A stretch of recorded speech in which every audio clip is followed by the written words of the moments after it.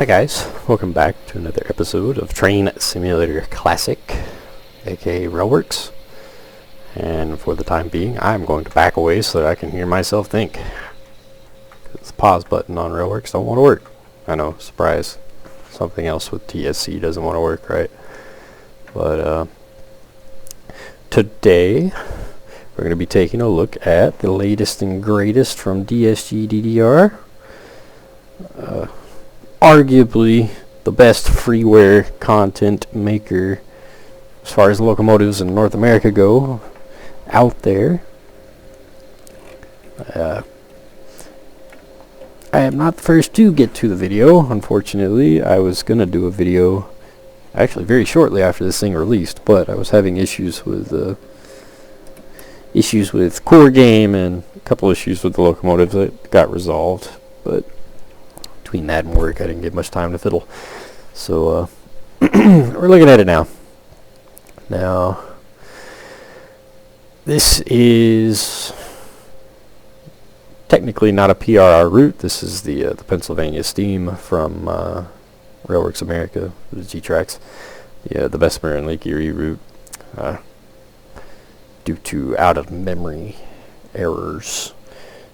It's a bit of a gamble on trying to find a route combo and route and local combo that'll work without the game crashing. So we're here. This is the Pennsylvania Railroad S1, an experimental duplex that was designed as a heavy express passenger locomotive. The Penzi designed it to kind of showcase what the duplex could do, as well as the many advancements in steam locomotive technology, with Pennsylvania Railroad being one of the big proponents for those technological advancements, and the S1 was kind of the culmination of all of those lovely items ticked off for the upcoming World Fair in 1939. I believe these locomotives were designed in 1938, showcased at the World Fair in 1939.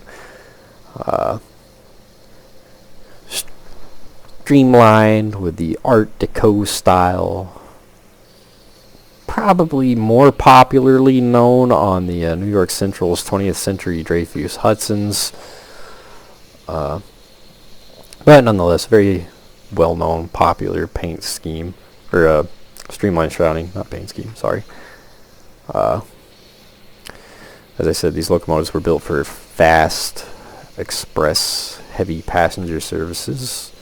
Namely, one of the names that they were supposed to pull would have been the Broadway Limited, which we have sitting here. Unfortunately, it had some fun problems that plagued it. So,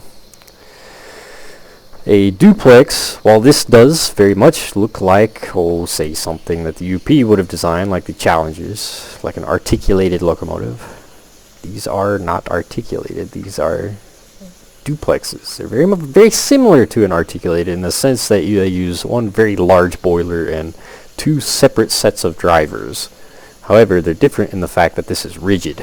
So front to back, this is one really long, rigid frame, which that was probably its number one issue. This long, rigid frame. Unfortunately, it made the locomotive too long to really go through much of the Pennsylvania Railroad's network. The longer a locomotive is, the harder it is to get around corners. And, well, to my knowledge, these were one of, if not the longest rigid frame duplex ever built, as well as one of the longest rigid frame steam locomotives in general ever built. Pennsylvania Railroad only ever built one. Shortly thereafter, World War II broke out, and the experiment kind of went south from there. I believe it was retired in 1946, scrapped in 1949. So very short-lived, but it did lead to the development and kind of helped remedy the issues with the T1, much more prominent of the duplex types for passenger service is the T1s, which hopefully here soon we'll be seeing a newly built one in operation, but different story, different day. So these were supposedly rated to run upwards of 150 miles an hour. These have never recorded. I say these. There's 2 locomotives sitting here. There was only ever one built. The reason we have 2 locomotives here is we have a skirted and a non-skirted version, which just adds to the streamlining, which we'll talk about in a minute. But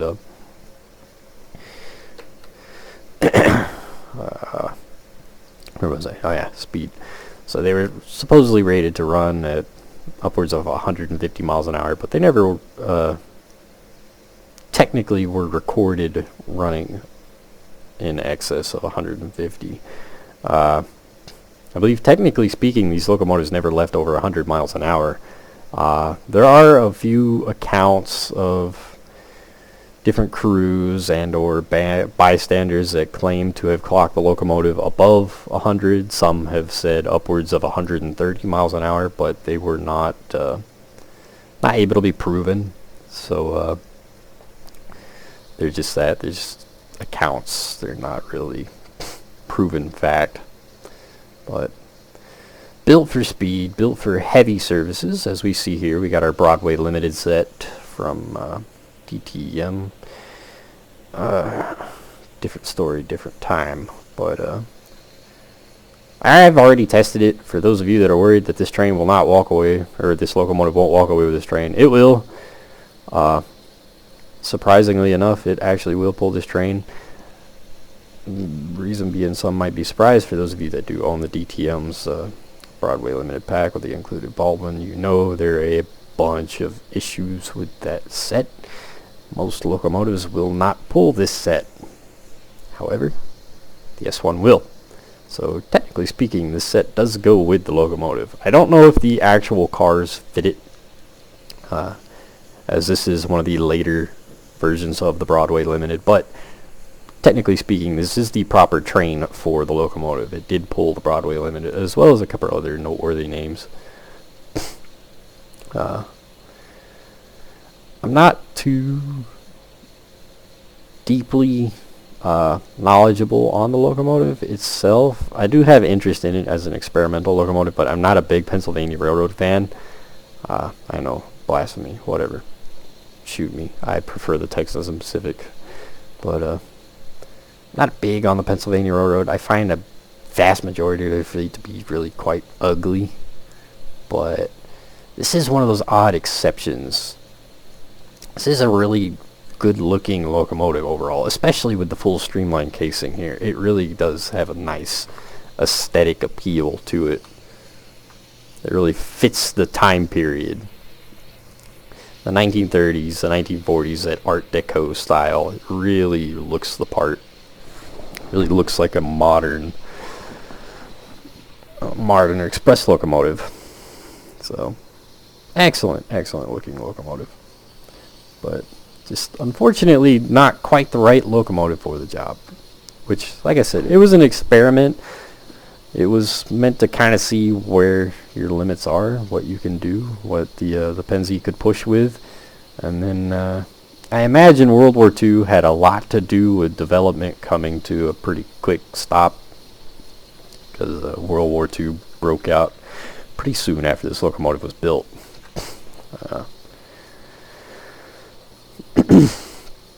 So, let's take a look at the locomotives themselves.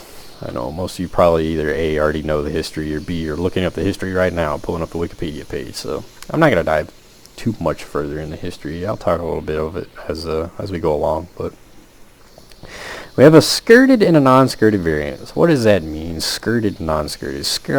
Non-skirted, as we can see here, all of our mechanical workings here are out in the broad daylight. Still got a shell around the boiler, but all the more important bits and pieces are right here, and you can see it all. Versus skirted, kind of more semi-streamlined, but They're semi-skirted. Doesn't quite cover all the way to the bottom like many Ford and, let's say, Germany. But as you can see, we've got a whole skirt from here about halfway down that really covers a lot of the mechanical workings and such. Half of the wheel sets. Really gives it a clean look. And it also has a different paint scheme. So the unskirted has the more traditional Pennsylvania Railroad blackish gray with the big yellow block letters, whereas the skirted version has the pinstriping going on with the herald on the tender. I'm sorry, this is loud. Like I said, the pause button does not want to work. Otherwise, I would pause it so that we could get a breathing minute. Now, there's no difference in sound between the locomotives, so I'm not going to jump between different two to show the quote-unquote differences. Most of the differences are external, skirted and unskirted. As I said, these are, technically speaking, these are the exact same locomotive. Only one was ever built. This is just removing the streamlining so you can really see what's going on. So, technically speaking, all the mechanical workings, all the sounds, all that fun stuff is going to be identical. All your difference really is this streamlined casing down here that's not here, and then the difference in paint scheme. These little notches cut out in the tender here for the water, which are not included over here.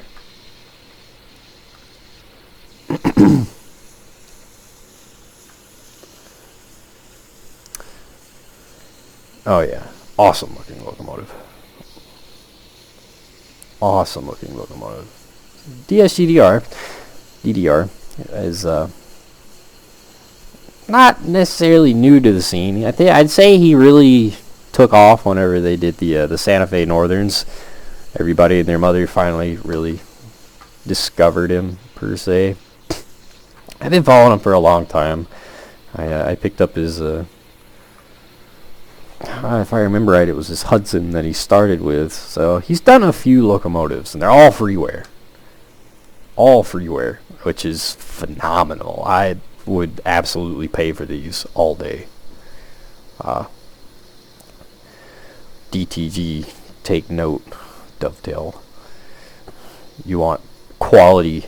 You want people to pay for your products. You put out quality like this. This is wild for freeware. Honest to gosh, it is.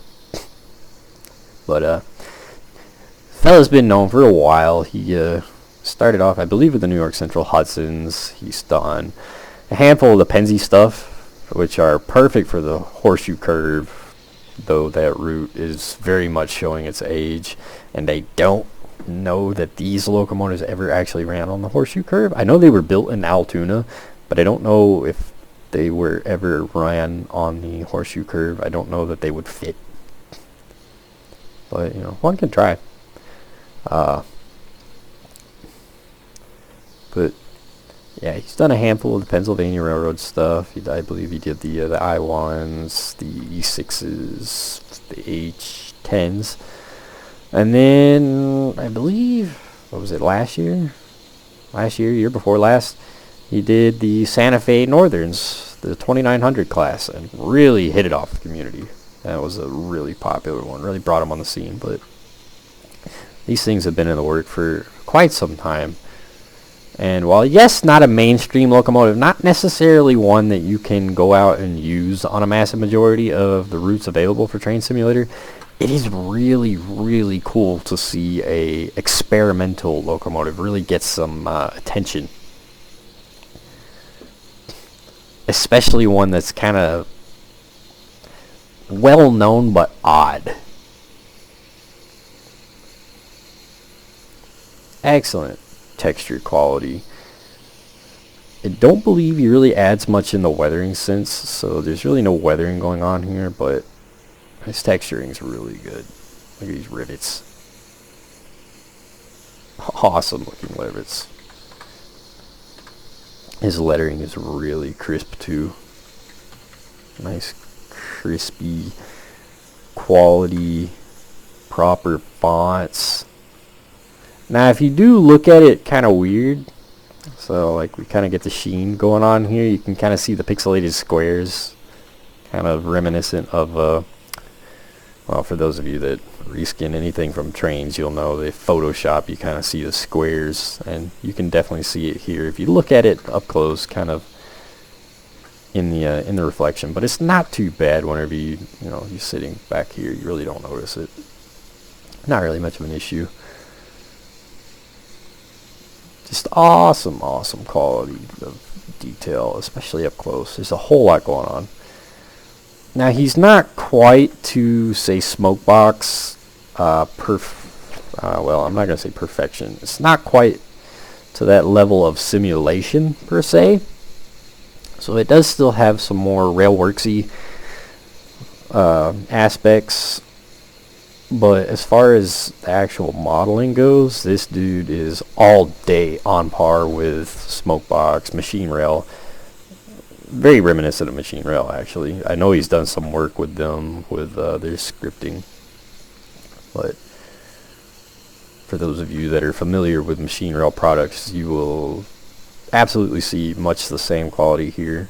Just excellent overall for especially freeware. I mean, come on, where else can you get freeware that looks this good, honestly?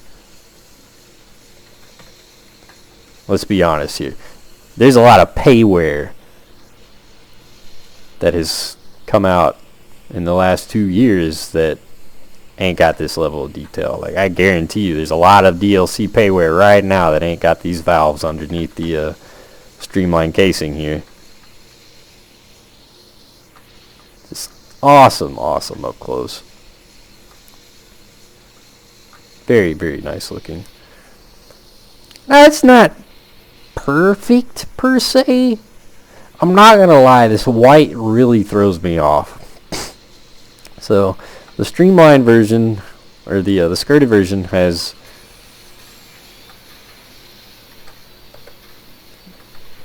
you know what? Screw it. Escape. So the streamlined version, it's got the white walls on the wheels. You can't see because our pause menu here is in the way, but can't hear myself think. The white on the wheels I find almost too bright, too neon looking, especially compared to the rest of the locomotive. So that is one of my visual complaints, but other than that, I can't find really anything wrong with it, which I know that sounds terrible if you think about it. You know, I'm not trying to look for things that are wrong by any means. Like I said, it's freeware. I'm not complaining about freeware at all. I still play with a lot of the old freeware you can get from UK train sim and whatnot, and a lot of that's a decade old. But this is just overall a gorgeous looking locomotive. It's just got some little nitpicks here and there, which is mostly all of what my complaints are for this locomotive. It's just nitpicks. Nothing really major. So let's dive into it. Let's take it down the road.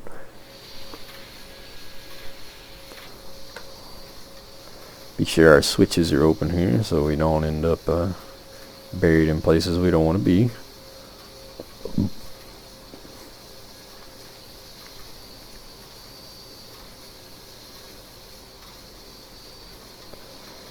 Boom, boom. There we go. Switch is set. Hop back here. Now, interior wise, this is awesome. There is so much detail inside, and just about all of it you can fiddle with. I love the sounds. Listen to that door.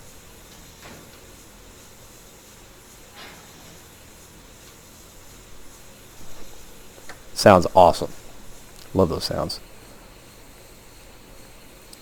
Now, once you open this thing, you're kind of screwed on putting it back up. You gotta change your views to get back to it. Now, I don't entirely know what purpose this flap serves when the casing goes around the locomotive on the outside. It's got kind of a rubber flexible sheath on the skirted version here, but hey, you know, it's there. You can open it. It makes a nice sound. Our windows, just about all of our windows can be manipulated.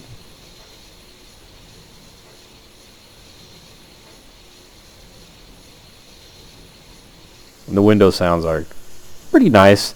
The windows are kind of glazed, which is, not my favorite, but you know, it's not an issue really. Just open the window. I don't think the windows slide down on the doors. And then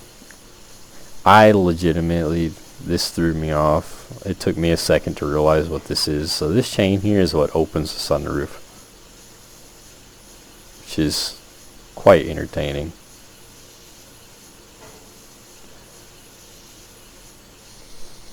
And all this manipulation does translate outside. So, just FYI. Our headlights. This thing's got an absolute ton of lights. So we've got maintenance lights all over it. Center locomotive, below the cab, compressors, drivers, cab lights, class lights, HUD lights, which it's the middle of the day, so the HUD lights kind of blur the gauges out, so we won't worry about those. But turning on all these lights and I'm still getting 100 frames. Hey, drop down.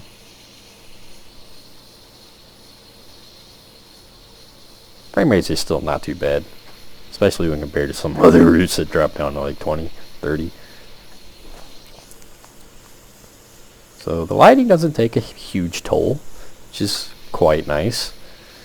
Can't really see it, but it is interesting. On the skirted version, it opens the hatches along the side of the locomotive, so you can kind of take a peek at where the light would look at. So you can, in real life, it'd be like some maintenance points, put some oil on, moving parts and whatnot. Here's one of our little bulbs right there. It's really, really neat. So that's kind of cool.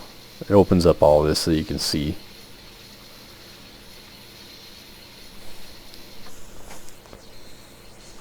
We'll turn all those off now.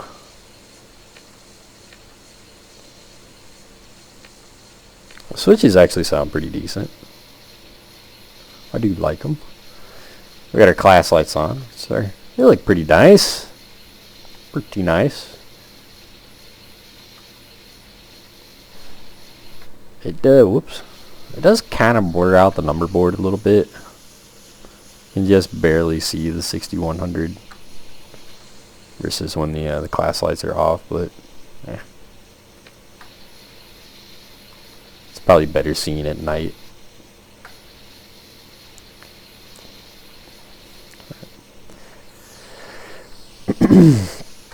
Go over to the side here. Window opens the same way. Boink. Now these are mechanically stoked, so there's a little bit involved with running your fireman here.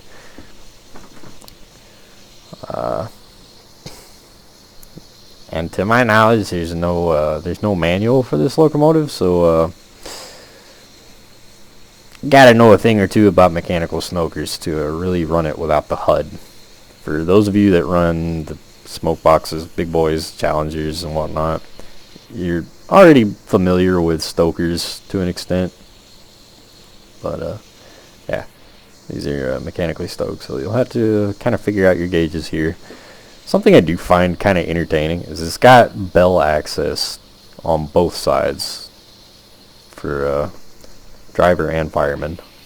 I'll hop back over here. I believe, is that the bell? No, there's the bell. Bell for both sides. It's kind of entertaining. And just about everything in here can be fiddled with. Every little knob, bell, whistle does something. Just really neat. I mean, you're not going to fiddle with the massive majority of these, but if you really want to get into the fine tuning of steam locomotive operation, you can fiddle with just about everything in here. I don't know what half this stuff does. Well, I fiddle with steam locomotives for the most part. I'm not that good with them. I get the basic ideas down, so.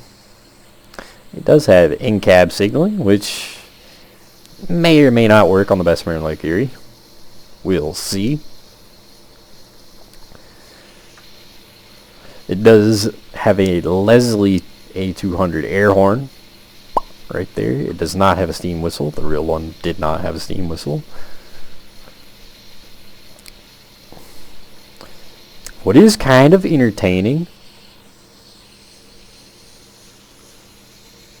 the generator is back here on the tender, which it's weird. It is really quite weird. I get why. So the idea is to encase as much of this locomotive into a aerodynamic streamlined case as possible. So with our tender deck back here, it makes sense to put your reservoirs and whatnot back here. So you got your air tanks, you got your little toolbox here, you got our electrical generator back here on the tender. So that's kind of weird, but really neat.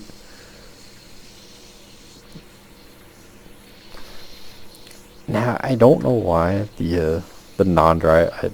I didn't make this a drivable version, hence there's no steam coming out of this locomotive, but our headlights are on. But that's what the bright headlight looks like. I like the color, but I don't like the flare and whatnot. I think it's too much. The color is awesome.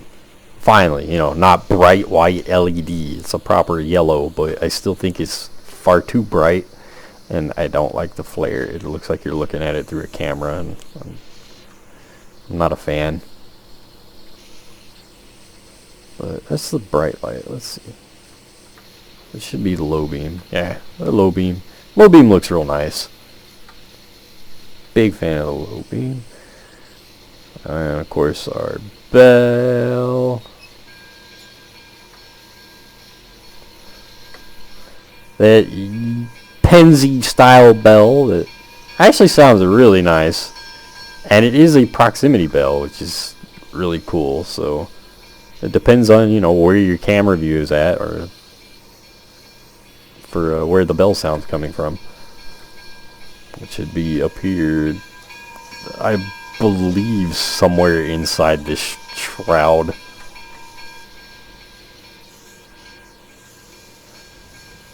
I don't believe there's any sound occlusion, which, it is what it is. Everything makes noise, but there's no sound occlusion.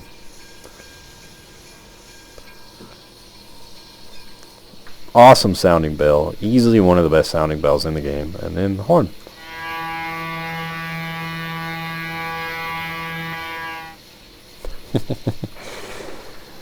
So, as was pointing out in a couple other videos, the horn is loud. It is really loud. However, I will say it is a nice horn. It is one of, if not the best, Leslie A200 air horn sounds in game now. It sounds awesome. It's just loud. And there's no real ending loop to it. It just kind of winds up, winds down. There's no... It sounds like just turning the volume down, which is kind of odd. But the loop itself sounds, the loop stitched together file actually sounds really, really good. It's blended nicely. But it is loud. It's very overpowering to the rest of the locomotive. So reverser cut off. The reverser does translate outside as well. I don't know if we can see it very well with our streamline casing.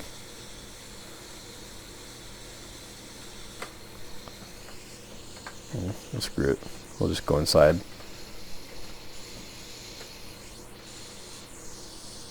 But yeah, our reverser cutoffs do move.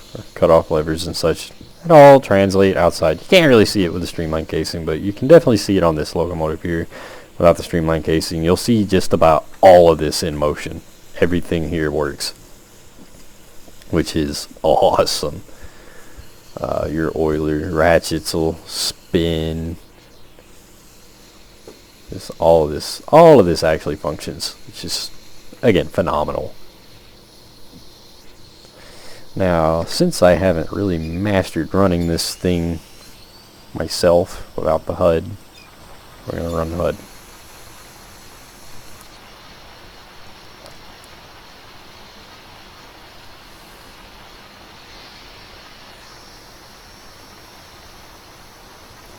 Now, see, that's where I say the simulation effect isn't quite perfect. Like I said, it's not quite smokebox level of pro. It's probably most equivalent to machine rail, so you do have to put the brakes to release the entire time to fully release your brake pressure. Whereas properly, you would stick it to release for a second and then pull it back to running, but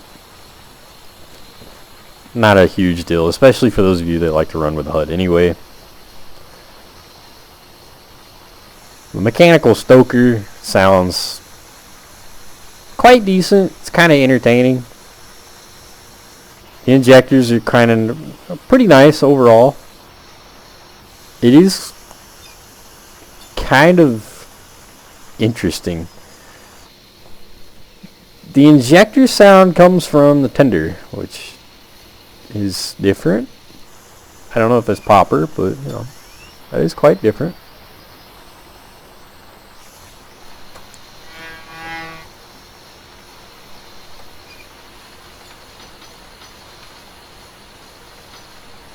Like I said, not quite so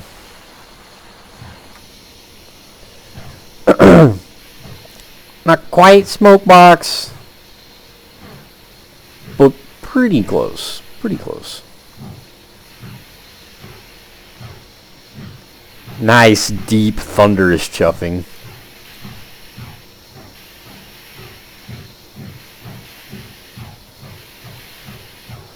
I'm not entirely sold on the smoke effects, the particles. It just kind of reminds me of the older IHH locomotives.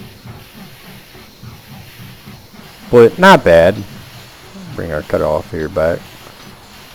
So as you pull your cutoff back, your chuff sounds get very quiet. A little bit weird, but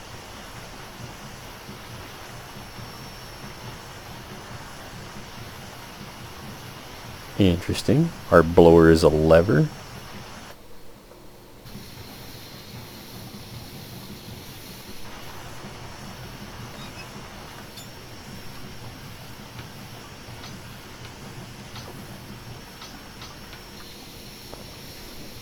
Awesome sounding locomotive. Like I said, it's one of them oddball locomotives that'll actually walk away with this Broadway Limited set.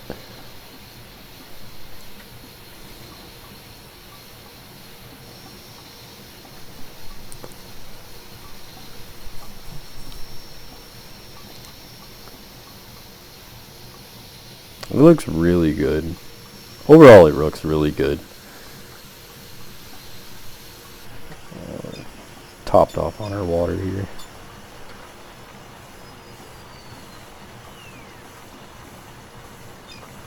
Now, these chuff sounds are alright. I think one of my issues with the chuff sounds, though, is they're the same ones he uses on a few other locomotives. It just... Now, granted, like I said, this is an experimental locomotive, and it lasted not even a full 10 years.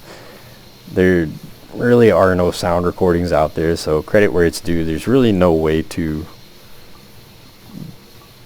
really get a proper locomotive sound to it as far as what the exhaust would have actually sounded like. We won't really know. So, it's not a massive nitpick. But I feel like it should be deeper and louder. I feel like the chuff sounds really aren't loud enough. Especially, like, I was at full throttle a minute ago. Those were nice and deep with a wide open throttle, but they just, in my opinion, they're not loud enough. Especially compared to the rest of the locomotive. All the other sounds are just overpowering. Especially the horn. It is nice. The horn's loud, so you can hear it a long way away. We're back here. And you can hear the horn. My computer's not even rendering in the locomotive right now, but you can hear the horn. Which is nice, but up close it makes it sound way, way loud.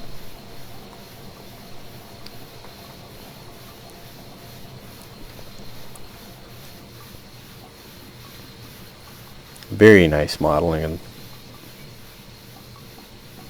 very satisfying to watch this thing run.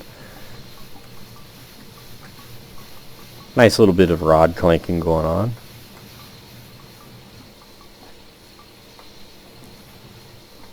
Now, see, that's where things are kind of entertaining. Is when we're moving, you can see here, as I move the throttle, we have instantaneous steam pressure, and it cuts in, cuts off immediately. Which isn't quite right for a steam locomotive, but it's a little more forgiving, especially for people that play with HUD. With the F4 HUDs, it's a lot more forgiving to use that system, so I'm not doxing them much on that.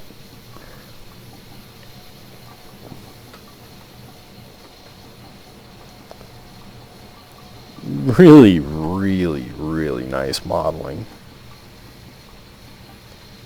It's nice mesh here. All the fine rivets. Like, honest to gosh, this is what I expect to be seeing for Payware DLC coming out today. And this is free. This is 100% free. You ain't got to pay not one single penny for it. I would. I'd pay 20 bucks for this thing all day. But you ain't got to pay a dime. It's free. I'm not entirely sold on the nameplate here. It's just a round object with a flat Photoshop texture over it, which, in my opinion, it doesn't really complement the rest of the locomotive. But it's not hugely noticeable. I'm not hating on it.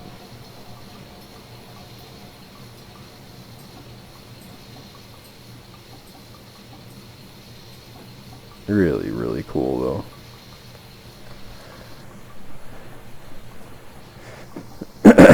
Let's see. Giddy boo, giddy boo. Our speedometer is where?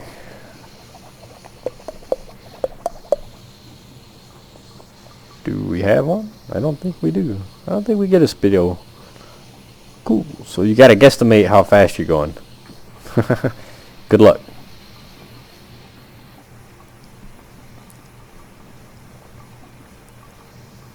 Yeah, no speedo. Gauges look pretty good. I do kind of get a kick out of this. Water must show, so it's a grade check. It's kind of interesting. It's an interesting mechanic on this thing. There we go. Which you can fiddle with.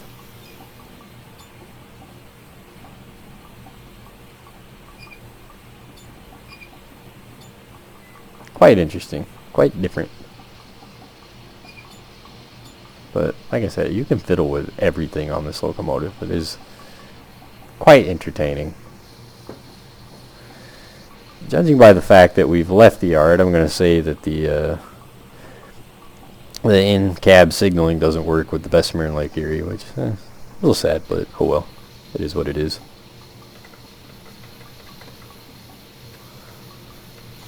I can absolutely confirm though on the on the Northeast Corridor you can get this locomotive up to 80 mile an hour with this full set.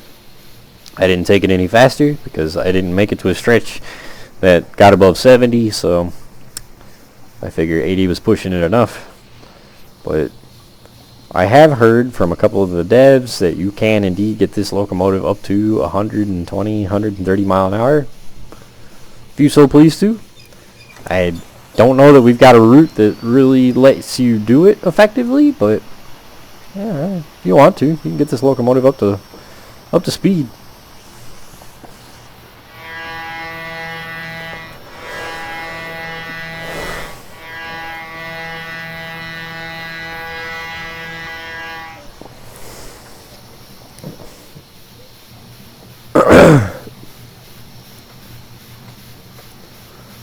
Really, really good looking though. Really good looking. Man alive. I can't stress that enough. This is an excellent looking locomotive. Like for freeware, you really can't go wrong. That's kind of entertaining. I don't know if I'm supposed to be able to see through that. It's not really a noticeable spot, but it's kind of entertaining. I can see through it. This sounds pretty decent. Like I said, if anything, I would turn the horn volume down and turn the chuff volume up. Because the chuffs are awful quiet relative to the rest of the locomotive, and the horn volume is way overpowering to the rest of the locomotive. But other than that, that's all I've got to say to the sounds. The rest of the sounds are actually really, really nice. It sounds really, really good, honestly. Now, 50 mile an hour is an absolute joke for this locomotive. However, that is the speed limit on this route, I do believe. Yeah.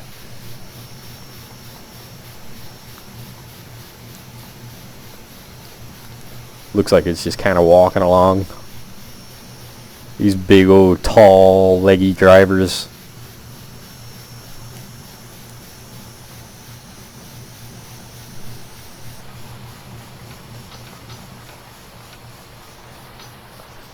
There's some really nice interior sounds with everything too. Sounds pretty good. Water level checks. Exhaust injectors.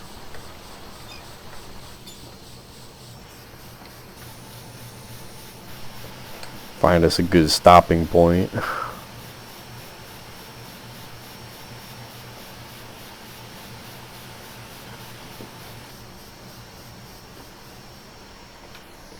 Now, given the Broadway limited train set is an absolute sled.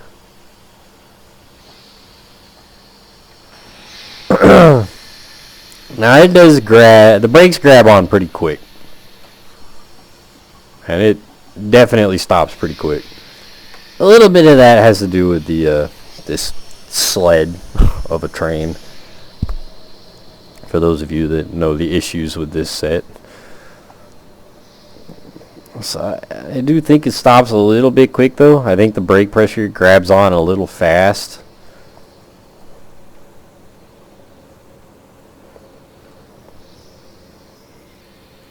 From 50 miles an hour we started braking back here at the shed and we're already stopped.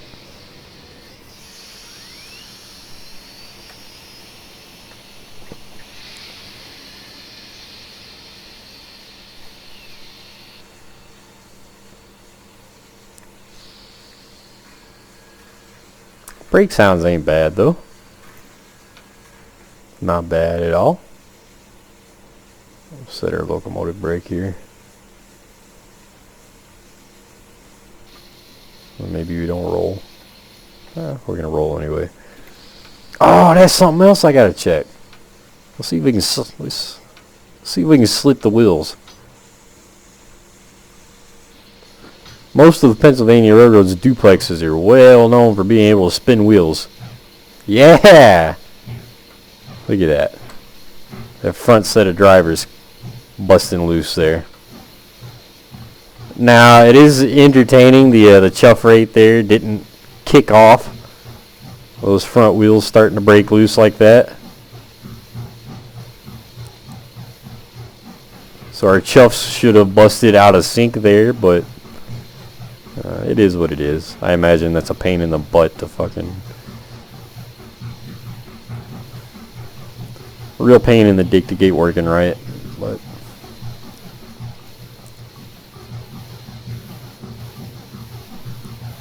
Yeah, look at that. We can spin the wheels even at speed. So, cut our throttle, and I do believe if we set our locomotive brake to full,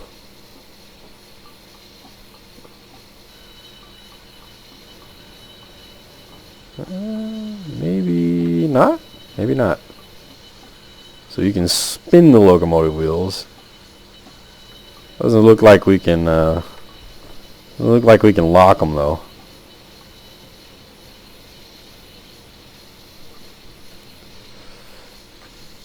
Darn, sad times. So you can spin the wheels, you just can't lock them. Oh well. Not bad at all. I wonder if the brake shoes are released.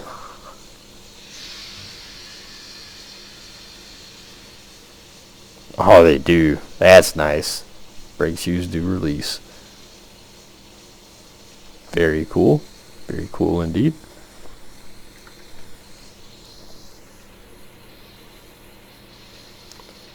So yeah, the Pennsylvania Railroad S1 6446. I'm sorry. This is the only locomotive that I know of that wears that wheel arrangement. Very, very odd, experimental, short-lived locomotive that kind of paved the way for duplex technology, but short-lived, but forever ingrained in the hearts of railroaders. Just about everybody has seen a picture of these locomotives sitting at the state or at the World Fair. Most people have seen photos of them in promotionals and such. So it's a pretty well-known experiment. It was highly advertised. That just did not do what they intended for. But there it is, guys. It's extraordinarily well modeled by DSGDDR. It sounds pretty decent. Could use some tweaks here and there. It runs really well. It pulls awesome. It just walks along with this full Broadway set like it's nothing. Now, I'm not gonna go out and say go buy the Broadway Limited set just to run with this locomotive, because, well, on sale maybe just for the cars so that you can run it with this train, but please don't go pay full price for that. I'm sorry, I can't recommend that, but different DLC review for a different day. But awesome locomotive. Our brake sounds constantly make the sound of being set, which is kind of weird. But awesome looking locomotive. I highly recommend checking it out. Like, it's free. What are you losing if you pick it up and don't like it? Just uninstall it. It was an RWF file, so you can open up Railworks utilities and install it that way. It does not take much to install this. Again, freeware. It's free. It's free. It's free. It's free. They ain't got to pay a dime. It doesn't get better than free. And I would absolutely make a case that this is one of the best freeware locomotives available today for Railworks 2020 whatever. So there it is, guys. The Pennsylvania Railroad S1 experimental express locomotive duplex. Go check it out, and I will see you guys next time.